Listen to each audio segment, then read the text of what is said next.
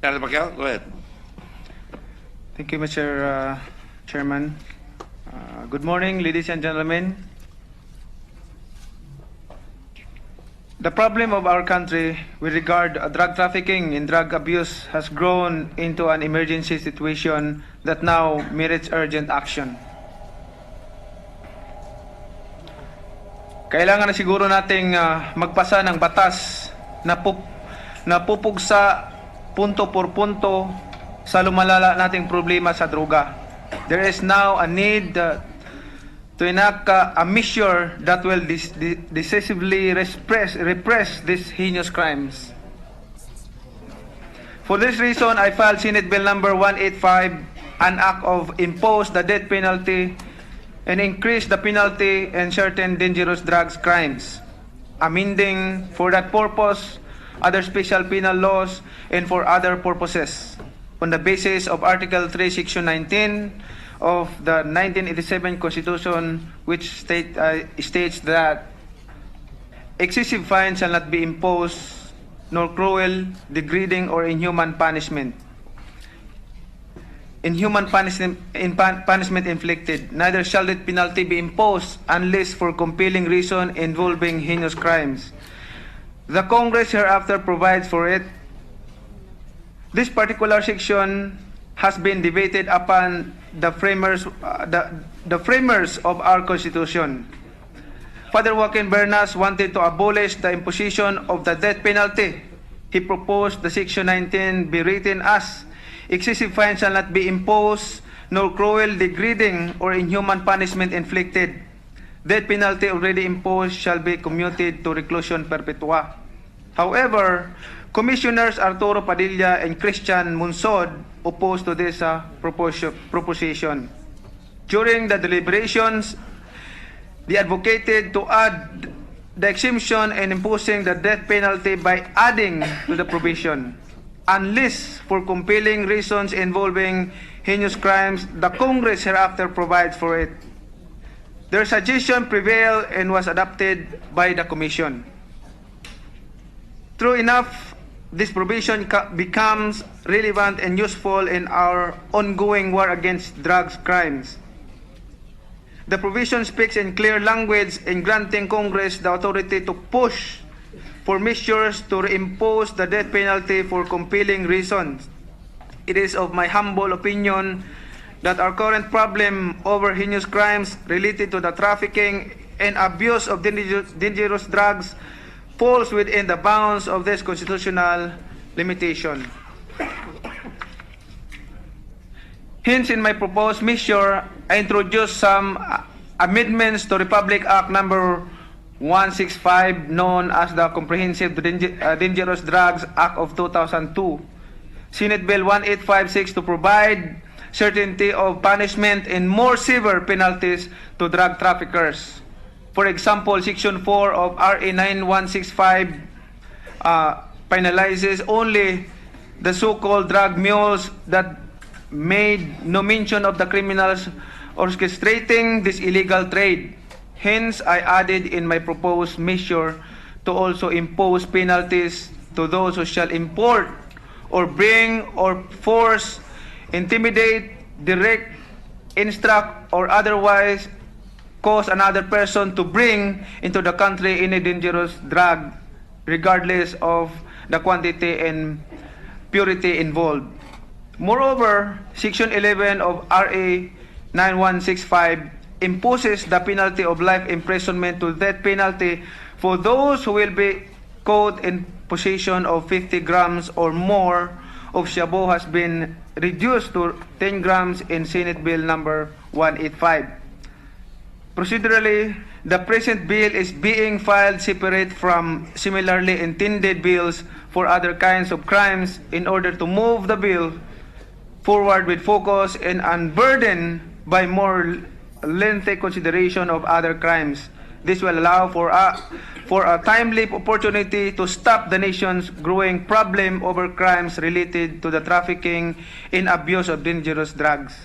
The Senate must be clear in its intention to deter dangerous drug crimes and toll the warning bell that the country will now fight back to reign the good of its people, the meaning of its future.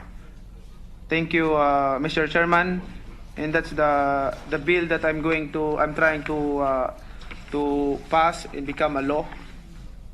And Thank you, Senator Pacquiao. For the record, there's a second bill here, and I think there are other bills that have been filed. I just want to be sure that we have it all. This time written by Senator Lacson, and the title of which is An Act Reinstituting the Death Penalty in the Philippines.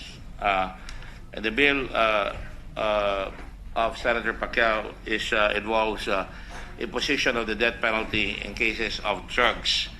And on the other hand, there's a general bill here reimposing the death penalty pursuant to the constitutional provision on a law that must be passed in connection with the imposition of the death penalty.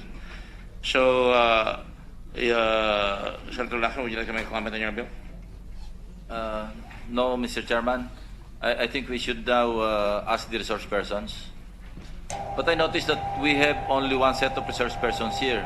They all come from the law enforcement agency or law enforcement sector. So I don't know how we will proceed. At least for today, we can hear them out. But in the succeeding hearings, I would suggest that we hear the other sectors, Mr. Chairman. Of course. Again, this will take the form of other matters, really, in terms of the bills proposed by Senator Pacquiao and Senator Lacson. So I think we can call the police to the NBI is here, right? Is the National Bureau of Investigation here? Director Dante Garan, and who else? Police General Ronald De La Rosa, who is represented by Police Chief Superintendent Edwin Roque, Chief Legal. Who else is here? Can you please stand up, Mr. Edwin Roque? All right, the oath has been administered to you already, right? Yes, thank you. And then the gentleman right beside you, Police Chief Superintendent.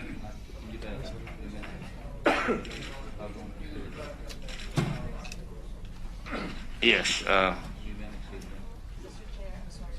Go ahead. Who's next? Can you use the microphone, please? I'm Chief Superintendent Oscar Albayaldo, Your Honor. I'm the Acting All right. Regional Director of the National Capital Region Police Office. All the witnesses here have been administered. Has anybody been here that have not been able to take their oaths here? Anybody? So, you've all taken your oath. So, will you please stand up, the three of you? This will mean the lady, please. What's your name? Your Honor, good morning. I'm Attorney Maria Lindbergh Constantinopla, the current Chief of Staff of the Internal Affairs Service, and I also sit as Chief of the Intelligence and Investigation Division of the Internal Affairs Service, Your Honor. You are a civilian? Yes, Your Honor, I'm a civilian component of the Internal Affairs Service. Maria Lindbergh Constantinopla, representing Police Chief Superintendent Luterio. Yes, Your Honor, he would like to extend his sincerest apology for his absence in today's hearing, Your Honor, because he's also engaged to participate in one equally important activity of the PNP, Your Honor. That's right. And Police Chief Superintendent Albayalde, and you are LCRPO, and Police Chief Superintendent Rosauro Axio. Did I pronounce your name right? Axio, thank you. Okay. With the Raise your right hand, please. Do you solemnly swear to tell the truth, the whole truth, and nothing but the truth in this proceeding? You may take your seats. there have been many cases of killings of late, and not only of late, but in many instances in the past. The questions that we'd like to ask you here would also involve not just the imposition of the death penalty, but also matters involving extrajudicial killings in a very loose definition. So perhaps I would let Senator Pacquiao, because it is the intention of the chair to proceed with the investigation and extrajudicial killings. Would you like to ask a question, Senator Pacquiao, or no need?